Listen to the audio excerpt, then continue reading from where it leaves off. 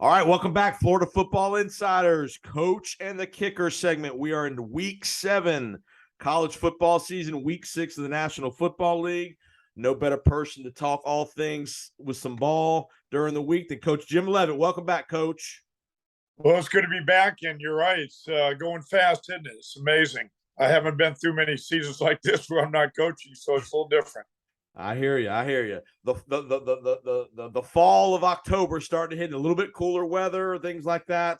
Now, obviously, not as cool down here in the Tampa Bay area than other places, but you're starting to see some cooler venues and cool nights and all that stuff.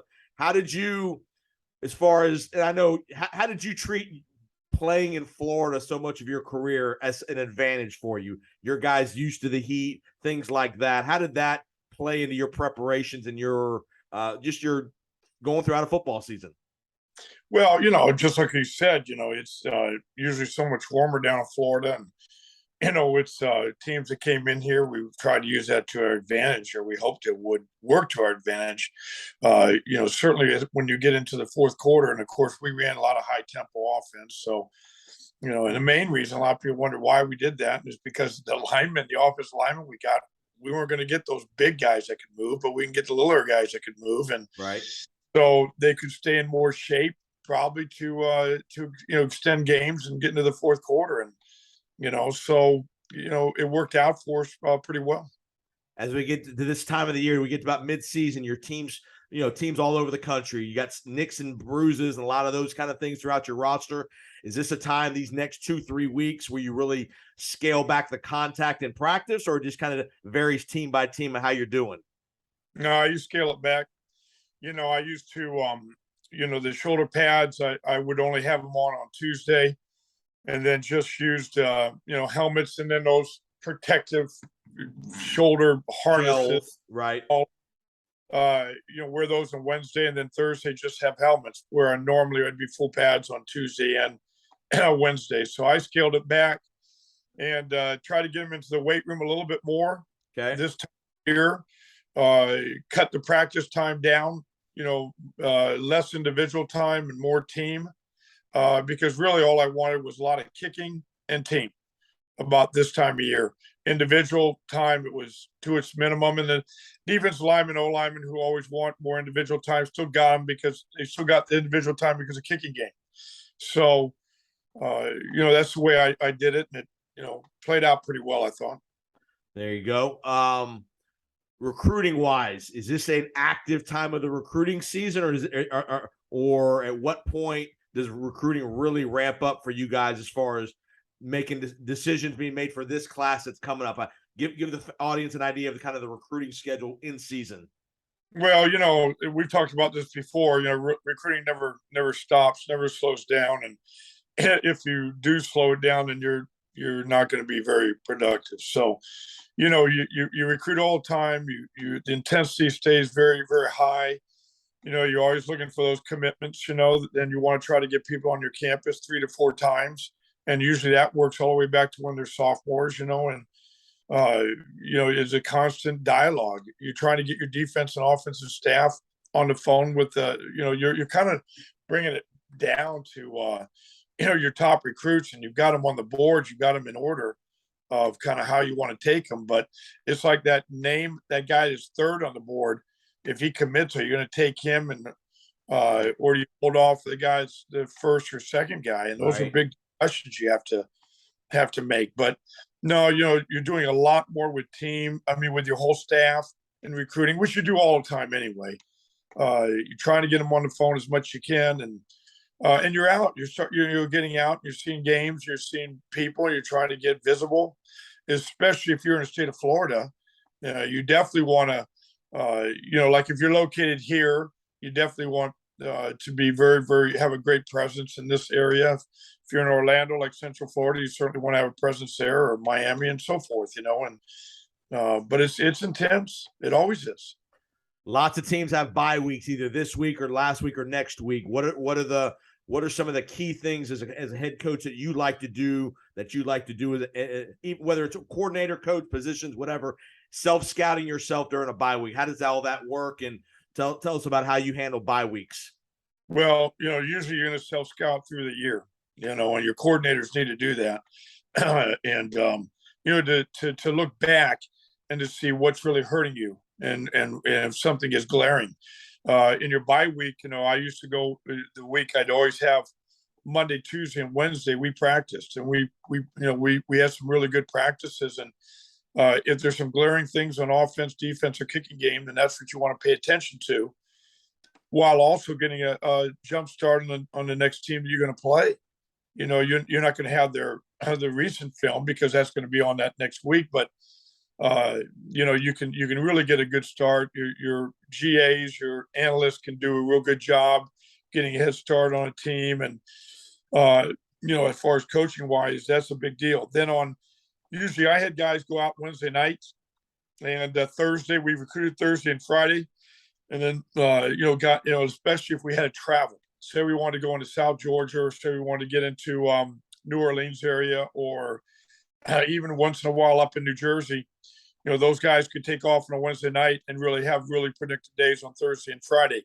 Now, what I did normally was had the coordinators stay, and we had a light practice on Thursday with the players. We would go out and just throw the ball, and have just teamwork, and have like a 45-minute practice with the players. And then also, usually I'd have a big scrimmage for the young guys that weren't playing. I might have that on Thursday, do something like that. Normally during the year, like the first 3 or 4 or 5 weeks, I'd have those scrimmages on Friday before game day. And while the guys that were playing were in meetings, we would start that scrimmage, and the players would come back out, and the coordinators would come back out and do that. But when a bye week, you can do it on the. That's good.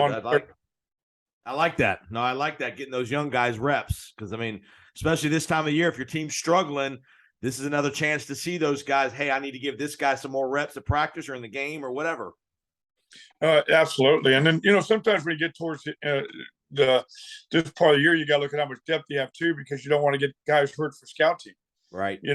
Got to pay attention to that a little bit, but you're going to try to do as much as you can with the players that they just need reps, need to play, So, by the way, my girls all won their games this weekend too. I like it.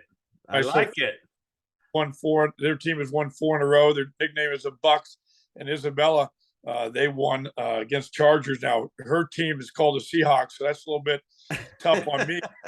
I got here on the Seahawks when I coached for the 49ers, and we weren't that way. So I had to at least get that little in there. There you go. I like it. Now your girls are doing well in the 7-7 league, so I've been excited about that. You got a quarterback and you got receivers. Well, you got a center. You got somebody snap the ball. You got a running back. You got receivers. You're right, and it's like 6-on-6 really. It's not really 7-7. So, but it's a lot of fun. I've been enjoying that quite a bit. That's great. I've played a lot of flag football as an adult, and I love it, man. Yeah, flag football is a great sport for sure. And the girls, the elevation of the girls game is incredible here, especially in the state of Florida the last 10 years or so. And the high school dominance down here in Tampa. We've got 2 teams down here locally, high school wise, that are national powers in girls flag football here in the Tampa Bay area. So it's a big thing for sure. So congrats, Coach. Got some future stars. And I had to sneak that in there for my girls. All right, let's get on the field. Florida State loses a tough one in Raleigh Saturday night, 19-17. They dominate a lot of that game, probably 2.5 quarters of that game. They are clearly the better team.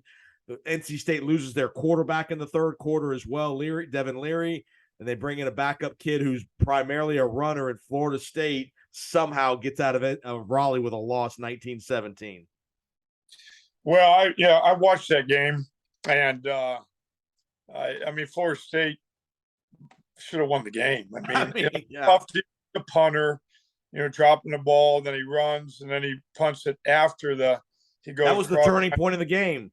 That turned the whole game. You never see those kind of things, and they get the ball right there. I had forgotten that rule because I'd never seen it. Yep. And NC State has the ball right there in the red zone. 20-yard line. Florida State 20.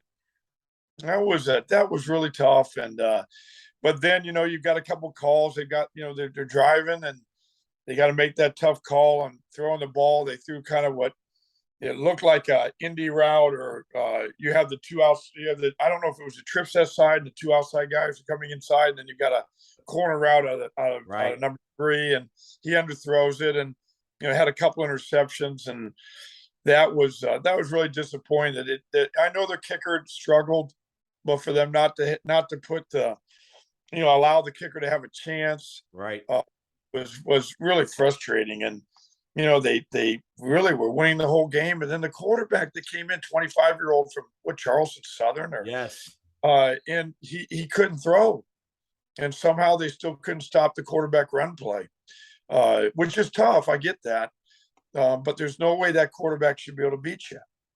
There's just, it shouldn't happen, and it happened. And I know the coaches were probably really frustrated. They got good coaches and really good players, and the game, it's just, it's an incredible game. It's like I always told my players, it's hard to win a game. yes, it's hard, and you've got to do a lot of good things. And to understand that there's not any game that's easy, and you got to play all the way to the end. And yeah, that was too bad.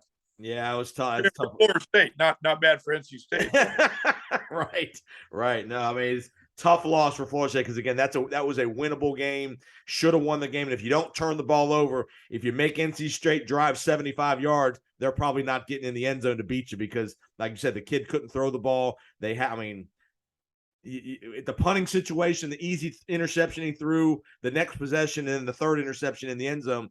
I'm with you. Why they don't, I have no problem trying to get some more yards on offense, but don't throw the ball in the end zone. Safe passes, make it a 35-yard field goal instead of a 45-yard field goal, and you got to trust the kicker. Even though he struggled, he did make a 47-yarder earlier in the game.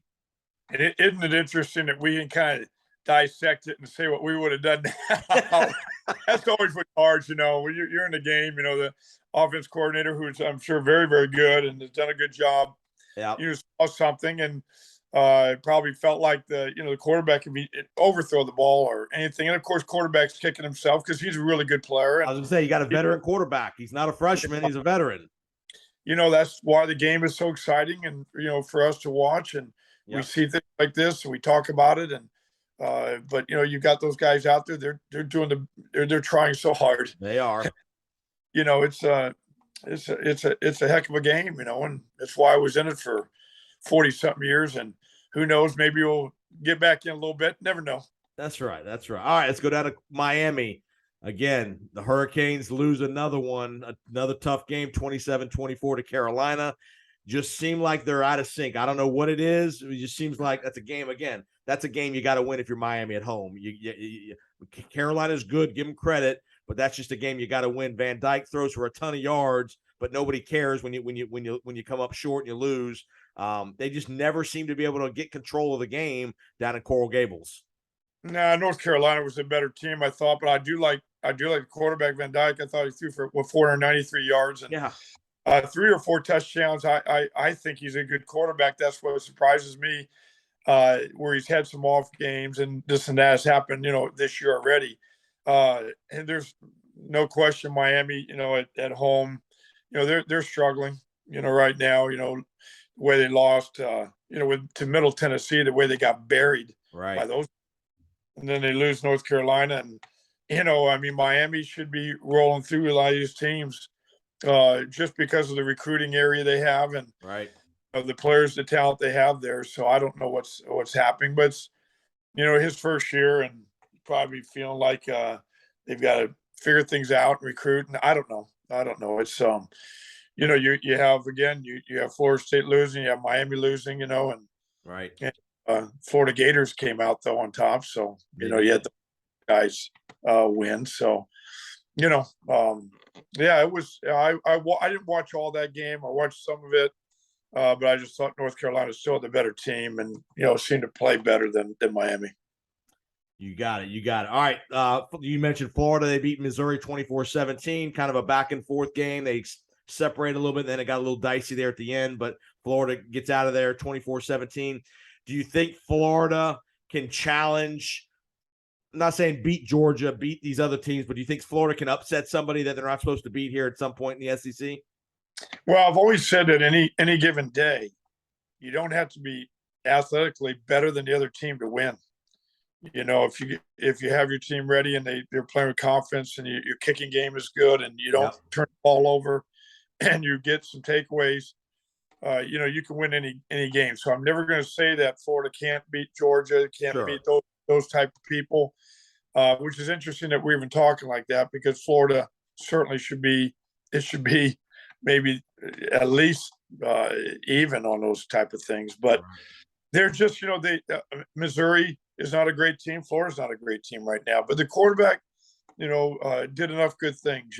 He's very athletic, like we talked about. He's been up and down. But I thought he played a pretty solid game.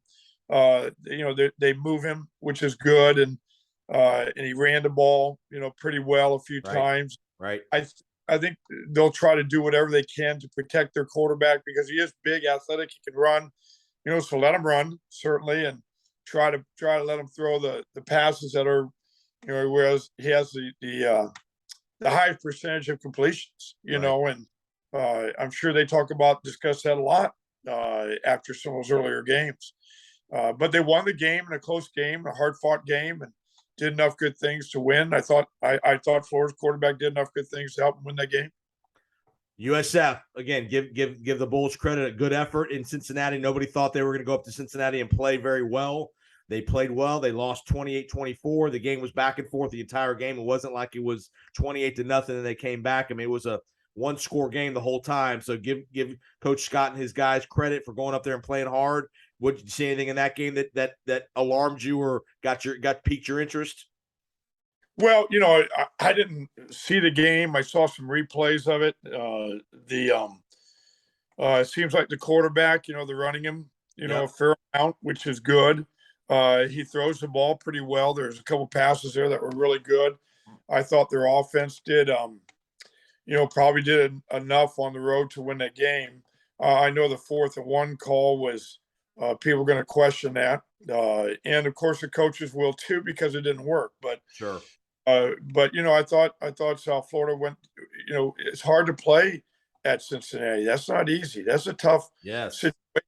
The good thing I thought was they played a game in the afternoon. Yeah. They played Cincinnati on their homecoming, which is always good because of distractions for Cincinnati. And I thought that they did a great job. I thought that they competed well defensively. You wish you'd a little bit stronger on defense, but those guys I know are trying, and their coordinator I know works very hard at it, and might be a little bit of a personnel thing, somewhat. Right. But you're right. They fought them. They battled, and it totally different than the East Carolina game. It's the Louisville game, right?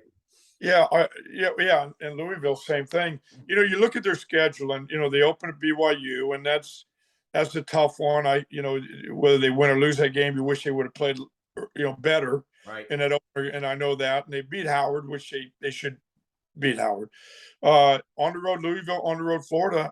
Those are tough games. Yeah. And they played Florida off their feet. East Carolina was the one that really, really shook people up. The way they lost and the way they played in that first half. That's why I went off on playing the guys that play hard. Sure. And you're going to lose. I'd much rather lose with guys that are going to play, tote the line and play hard. And they played very well. I think if they continue to play at a high level like they did against Cincinnati and on the road against Florida, then they have a chance to do real well. That's one thing I've learned from you. Coach. You said play good football. The results will be the results, but if you play good football, people will notice that. Fans, they'll appreciate, even if you're not winning all the games, fans will appreciate if you play good football. Well, and you'll get your wins. They'll just keep playing. They got Tulane coming in. There's no question they can beat Tulane. But you might say, well, Tulane's beat Houston. Yeah. They beat East Carolina. Beat East Carolina pretty good. Was it 27-7, something like that? I think so, yeah. At Tulane. And then Tulane beat Kansas State, so it's a good football team. Yes. But you haven't been home. You haven't been home for a while because, you had to go to FAU to play that game, which is still amazing to me. They definitely have they play like this, they can beat Tulane, and they can win a number of games down the stretch here. Yeah. There's no and that they can't win 3 or 4 of these games coming up.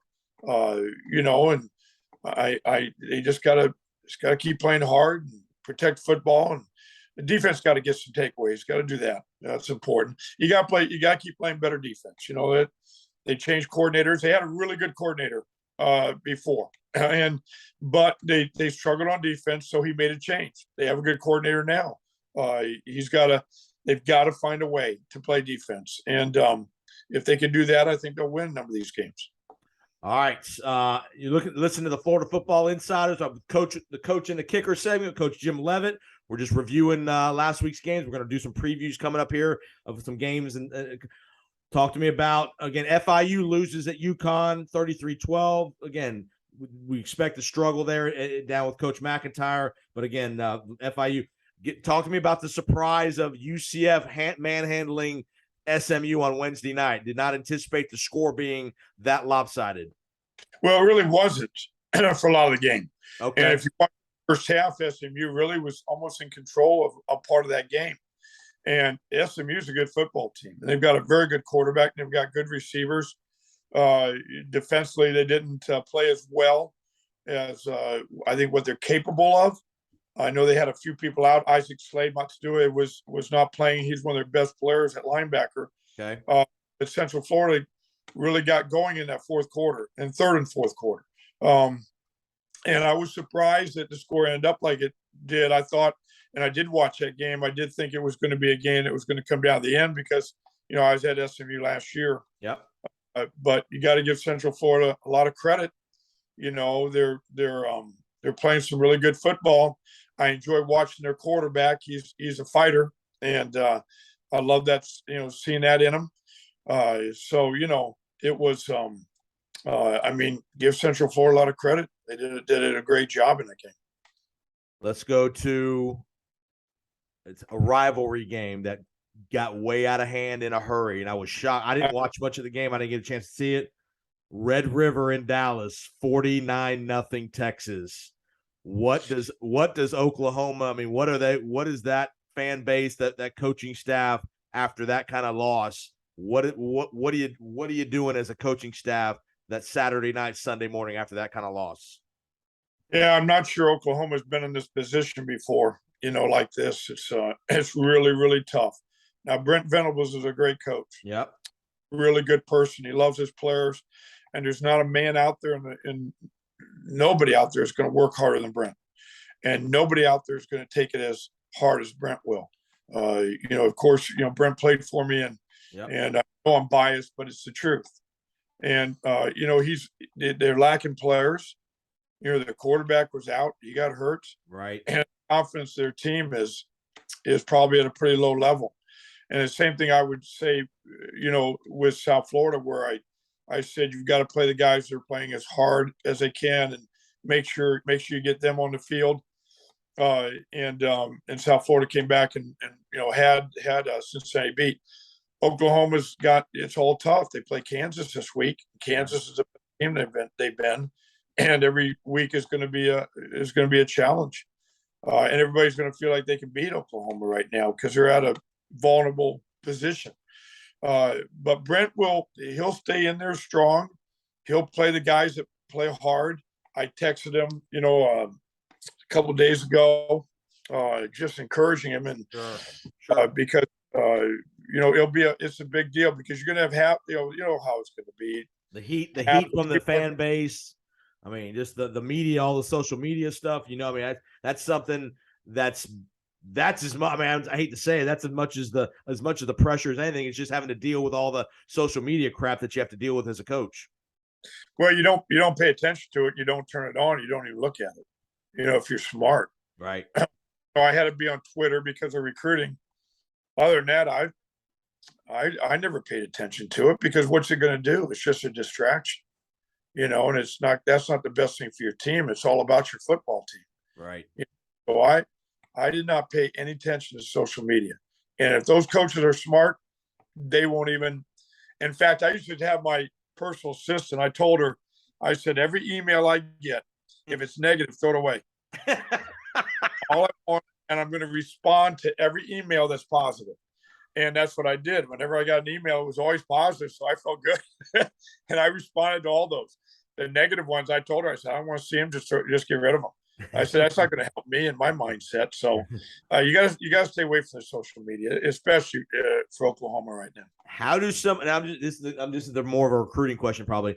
How do some of these big programs, the Florida States, the Oklahomas, the Oregons, you pick the big school, how do they only have one good quarterback? How do some of these places only have one good quarterback?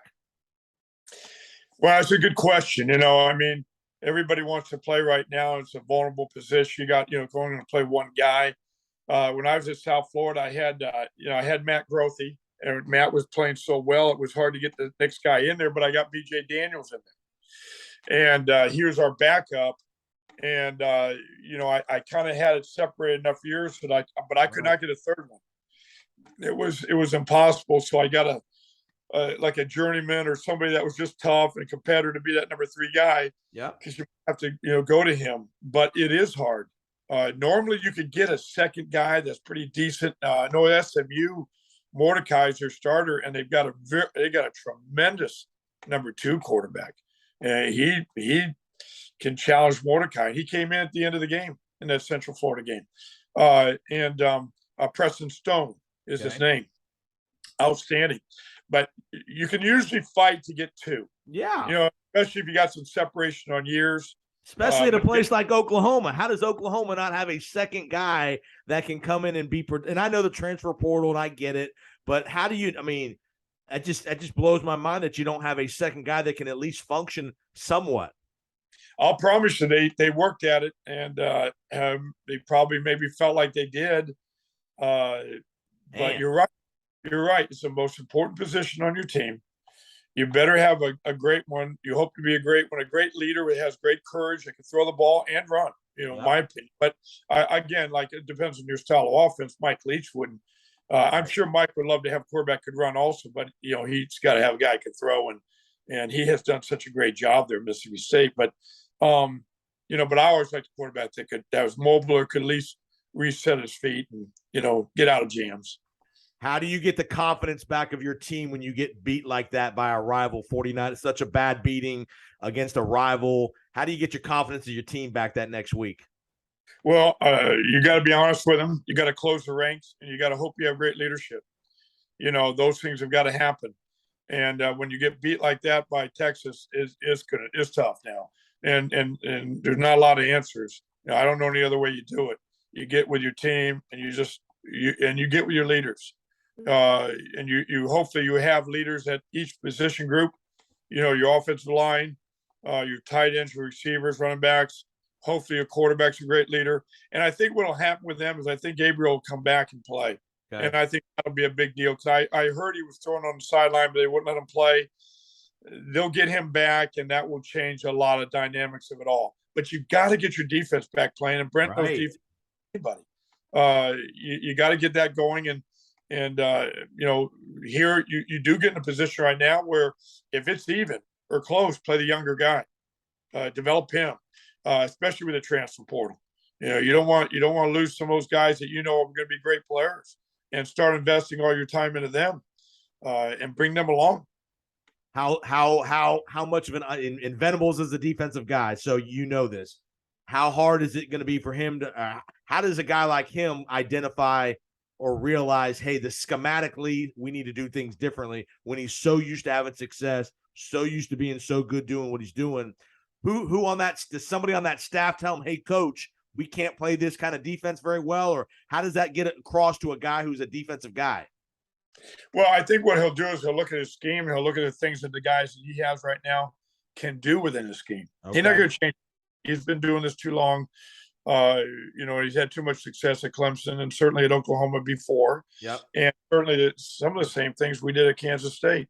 But he'll limit some of the things they're doing, because he'll probably play some younger guys that might not have full knowledge of the whole defensive system. Okay. But want to bring them along at this point. He'll probably say, hey, we're going to limit what we do, stay within the scheme, limit what we do, and let the guys play hard, so they're not thinking it all the time.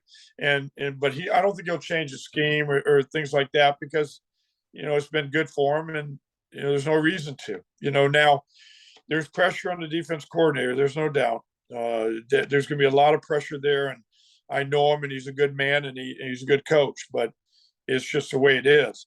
Brent's going to feel. They're going to feel a lot of pressure on that because they've got to get their defense going, and they got to do something there. Last game I want to talk about. Get you out of here. A&M and Alabama Saturday night in Tuscaloosa. Give A&M credit. They had one play from the 2-yard line to win the game. Nobody in America thought Texas A&M would have one play from the 2-yard line to win the game with a backup quarterback. Just your thoughts about that A&M and Alabama. Well, nothing surprises me with A&M because they have talent. They've got a lot of talent, and obviously, if they would have played like that against Appalachian State, they would have won. Right. Would have played like that, and they've got talent. Yeah. Young, but they've got talent, and there's no reason they can't play like that all the time. And those guys are you're never worried about getting your team up to play like Alabama or teams like that. It's because if you've got competitive guys, man, they love those situations where nobody thinks you can do something. Right. And you never underestimate what your players can do. You never want to do that. I through my career, I remember I did that one time, and team rallied up and beat a team that there's no way we were supposed to beat. Memphis in a very cold day on the road. Yeah. Early, J.R. Reed had an incredible game. I'll never forget it. And before the game, we were picked to lose by like 27, and it was cold and windy. And I had all these Florida guys up there in Memphis, and I in my mind I sat there and thought, how are we going to do this? And I questioned it a little bit. It was the only time I ever did with a team, and J.R. Reed single-handedly probably won that game and had an incredible game, it told me, don't underestimate what your players can do. Don't ever do that. Don't do that on the game field. Don't do that in life either. Last question. I'll get you out of here. I know you were in the building yesterday. What would Coach Leavitt have done when Jerome Boger throws the game-deciding roughing the passer penalty that everybody in America says, what? Yeah, I was sitting in the south end zone and saw it. I didn't know what the flag was. I couldn't imagine it was roughing the passer. I didn't think it was a very good call. I thought it was a poor call. Certainly the Bucks, and I enjoyed hearing the head football coach of Tampa Bay, and I thought he did real well in his answer because he talked about the different quarterbacks and how they're trying to protect backs. Is what I would have said if I was him too. Right. I thought it was a poor call, and certainly if all those coaches on the Bucks were on the Falcons, they feel the same way, I'm sure. I don't know how you do anything different than what he did. They might said that he might have thrown it the last, kind of a little oomph at the end, but I didn't really see that. I saw the replays. I just thought it was a poor call, and I'm a Bucks fan, but I just thought that was a poor call, and what would have happened? Well, we don't know. I mean, the Bucks very well could have picked off a ball the next play and won the game that way, and doesn't mean Atlanta would have won. It's just the call was, I just thought it was. I know they're trying to protect the quarterbacks. I get that. All right. And so when you would send in calls, coach, to the league office the next week, would you ever get a good response back? Would they be good about responding back when you would send in plays to the conference, the officiating department at the various conferences you were with? Would you ever get good responses back? I always, for a number of years, I spent a lot of time on that on Sundays and sent in the different plays, and then after a while, I just stopped. Any good. All it was doing was wasting time, and I was time away from preparing for the next team. So I didn't had my coordinators do something with it, but guess it was like this call, I'd probably do something, at least write in, explain them. And this is a good point. Okay, I'm a coach that's coaching a defensive line. Right. How do you want me to coach this differently? Yeah. What do you want me to do different? You just tell me, explain to me how to do that. And, I'll coach it differently, but that's the problem. I don't see any way you could coach him any differently on what he did. So, so you're left with, oh, well, and I mean, I really don't. If he's in the grasp and he tries to keep him up, then Tom Brady's so good. He doesn't need much to complete the pass. I don't know what you do. So Right. I'm at a loss on that one. You a baseball fan? Well, sure. I played baseball. Played baseball in Missouri. Played a lot of it. Who's your team in the playoffs? Yeah, I don't really have one as far as that goes. I can't tell you that. So the Rays got knocked out. I couldn't believe they went 15 innings and can't score. And a walk-off home run, and that was too bad because they're up at Cleveland, right? They, they at least could have gone to a third game. I was hoping, but I always enjoyed the Rays. Certainly, when I was here in South Florida, but other than that, it's usually guys that I played with back in the day. If they were in the major leagues or they were here or there, I always kind of followed them. But that was a while back, and none of those guys are playing anymore. So don't really have I loved San Francisco when I was out there. Yeah, I enjoyed those guys. Went to a number of those games. Certainly Colorado, the Rockies went to those games when I was in Boulder. There you go.